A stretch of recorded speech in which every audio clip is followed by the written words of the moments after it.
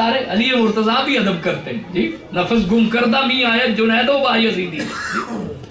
اور آج مکالمہ ہو رہا ہے ان کے بارے میں, ایسے بے تکلف مکالمہ کر رہے ہیں جی. ان کی ذات کو, ان کی صفات کو لوگ کس بے تکلفی سے ڈسکس کرتے ہیں. حیرت ہوتی ہے بھئی وہ اللہ کے حبیب ہیں, اللہ کے حبیب ہیں. ابراہیم خلیل اللہ اور جبریل علیہ السلام تو ان کی شان سمجھنے کا دعویٰ نہیں کر سکتے. آج کا شخص جو ہے وہ نابالغ فکر کا آدمی جو ہے وہ کیسے فتویٰ لگا دیتا ہے کہ جی ہم جیسے ہی ہیں.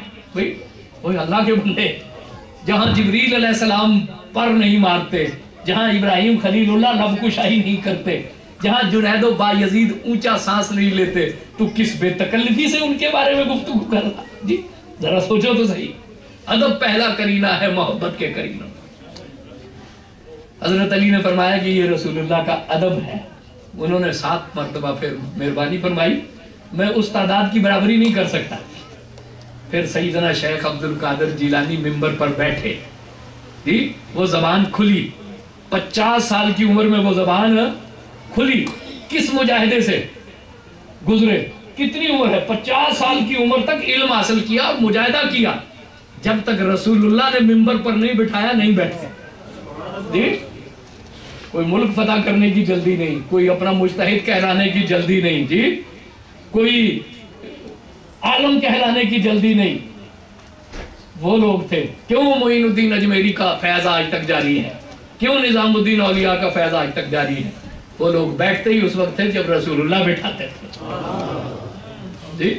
حکم صادر ہوتا تھا تو بیٹھتے تھے جی. آج ہم کچے پکے کیا, آج ہم کیا لوگ ہیں واز کر رہے ہیں, ہم کیا ہے, ہمارے وازوں کی حقیقت کیا ہے, ہمارے پاس علم کیا ہے, ہمارے پاس عمل کیا ہے, تو کیا اثر ہوگا جی. ویسا ہی اثر ہوگا جیسا ہو رہا ہے, تو جو نتائج نکل رہے ہیں. لیکن وہ زبان کھلی, پھر وہ زبان کھلی, اور آج صدیاں گزر گئی ہیں. شیخ عبد القادر جیلانی کی زبان کی تاثیر ختم نہیں ہوئی جی.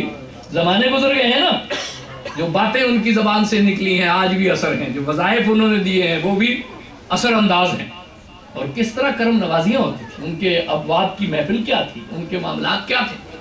اور پھر جب وہ اس طرح رسول اللہ نے فرمایا, یہ سن 521 ہجری ہے جنہیں انہیں باقاعدہ ممبر تفویض ہوا, اور ان کے شیخ ابھی سلامت ہیں. 528 ہجری میں مدرسہ نظامیہ کی پھر انہیں پرنسپل بنا دیا گیا, مدرسہ مبارک کا, المخزومیہ کا انہیں مکمل چارج دے دیا گیا. وہ مدرسہ تعمیر ہوا. اور ایسے نہیں, سیدنا غوث اعظم 2 دن ہفتے میں واز فرماتے تھے. عام لوگ آتے تھے, لاکھوں لوگ آتے تھے اس میں, اور لوگوں کی تقدیر بدل جاتی تھی. باقی ہفتے کے دنوں میں شیخ عبد القادر جیلانی ہر روز 13 پیریڈ پڑھایا کرتے تھے جی.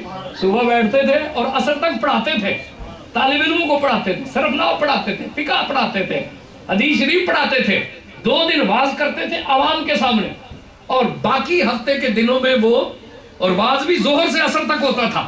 باقی ایام میں مدرسوں کو پڑھاتے تھے. اور جتنے صوفیاء تھے ان کا حج پہ اجتماع ہوا, اور انہوں نے ایک کونسل بنائی جس کا سربراہ سیدنا شیخ عبد القادر جیلانی کو بنایا گیا.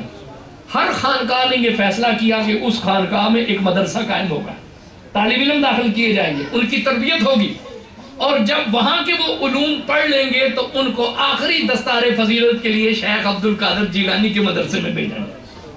یہ باقاعدہ نیٹ ورک تجویز کیا گیا. آج جس طرح درس نظامی ہے نا, تنظیم المدارس ہے, اس دور کے صوفیاء نے وہ سارے کا سارا نیٹ ورک قائم کیا. اور پھر اس طرح جو ہے وہ شیخ عبد القادر جیلانی نے پڑھانا شروع کیا. مدرسہ بن رہا تھا. ایک عورت آئی, کس ذوق شوق سے لوگوں نے حصہ لیا جی. ایک خاتون آئی, اس نے شیخ سے کہا کہ یہ میرا خامن ہے, لیکن ہے بڑا غریب, مزدوری کرتا ہے, اور اس سے ہمارا گھر کا خرچ بمشکل چلتا ہے, لیکن میری خواہش یہ ہے کہ یہ آپ کے مدرسے میں کام کرے اور کوئی معاوضہ لیے بغیر کام کرے. تو میں نے اس سے کہا ہے کہ تم شیخ کے مدرسے کی تعمیر میں حصہ لو, میں اپنا مہر تمہیں معاف کرتی ہوں, حق مہر معاف کرتی ہوں, تم شیخ کے مدرسے میں کام کرو, ہم فاقے کر لیں گے, لیکن غوث اعظم جو مدرسہ بنا رہے ہیں, جس کی توسیع کر رہے ہیں, اس سعادت میں پیچھے نہ رہنا. تو شیخ نے یہ سنا تو بڑے خوش ہوئے, دعا دی, اور کہا کہ ایسا ہے کہ یہ میں تمہارے گھر والوں کو فاقے میں نہیں مبتلا کرنا چاہتا, ایک دن یہ مفت کام کرے گا اور ایک دن میں اسے معاوضہ دوں گا، تاکہ تمہارے حق مہر کا حصہ بھی شامل ہو جائے اور تمہارے گھر کا خرچہ بھی چلتا ہے جی۔ اس ذوق و شوق سے یہ غوث اعظم کا تصور بھی پیش کرو نا کہ کس طرح مدرسہ بنایا، کس طرح مریدوں کی تربیت کی جی، کس طرح لوگوں نے۔ آج ہم علم کا کام تو کرتے نہیں، ہمیں سوائے لنگر کے 11ویں شریف کا اور غوث اعظم کا کوئی پتہ نہیں ہے جی۔ غوث اعظم کی تصنیف کا پتہ نہیں، غوث اعظم کے پیریڈ پڑھانے کا پتہ نہیں، غوث اعظم کے مدرسہ بنانے کا پتہ نہیں ہے۔ اس زمانے میں یلغاریں تھی، مختلف لشکر دفاع کر رہے تھے اسلامیوں کا، مسلمانوں کی مملکتوں کا۔ کوئی تاتاریوں کو روکنے کی کوشش کر رہا تھا، کوئی ادھر صلیبیوں کو روکنے کی کوشش کر رہا تھا۔ جناب شیخ نے ایک مدرسہ بنایا تھا، اس کا نام تھا المحاربون۔ المحاربون، اس میں ان مجاہدین اسلام کے بچے پڑھتے تھے جو اسلامی سرحدوں کا دفاع کر رہے تھے اور خود بچوں کی تعلیم و تربیت نہیں کرتے تھے۔ شیخ نے ان کے بچوں کو اپنا بچہ بنایا ہوا تھا اور تربیت کرتے جی، انہیں پڑھاتے تھے اور جو دفاع کرنے والے لوگ تھے ان کی پوری مجلس شورا جناب شیخ عبد القادر جیلانی کے شاگردوں پر مشتمل تھی جی۔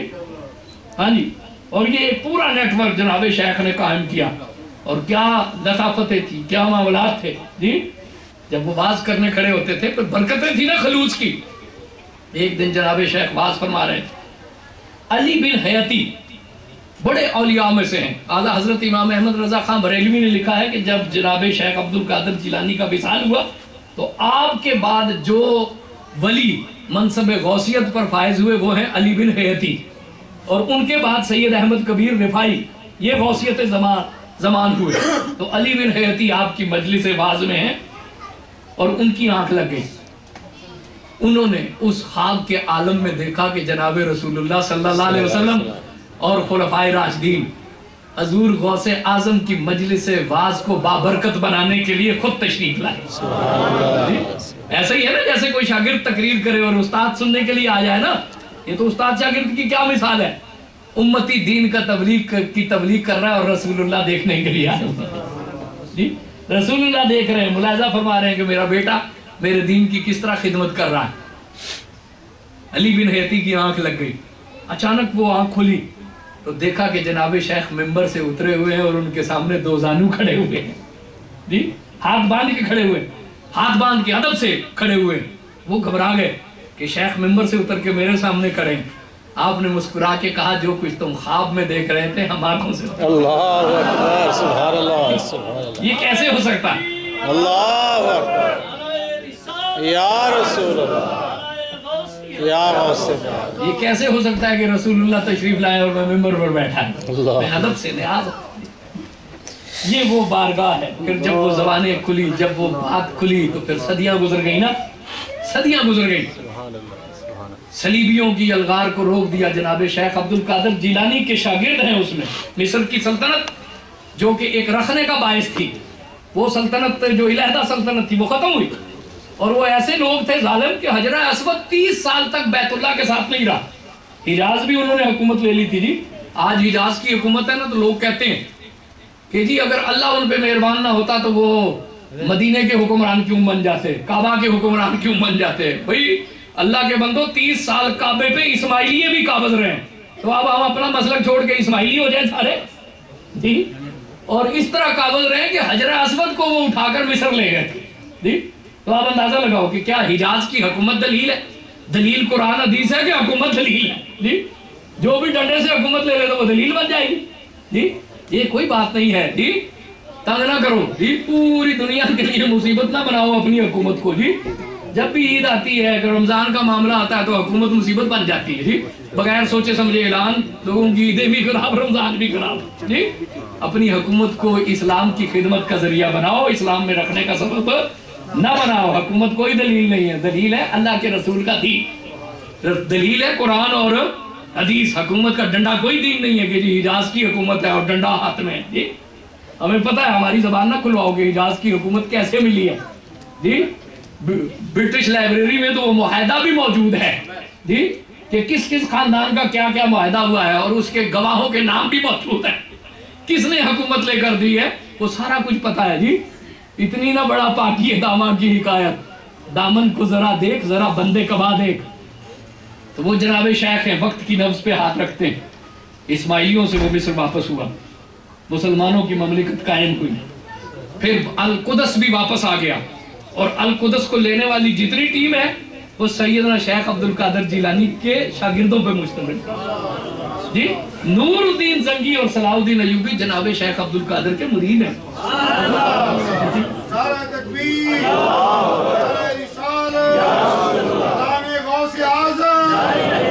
और उनकी पूरी मजलिस शूरा मदरसा कादरिया के फाजिल लोगों पर मुश्तमिल है। ये है पहलू किसी को पता जी। तातारी उभरते हुए आ रहे थे ना, जनाब शेख ने देख लिया कि तातारी उभर कर आ रहे हैं और ये कुव्वत बन रहे हैं।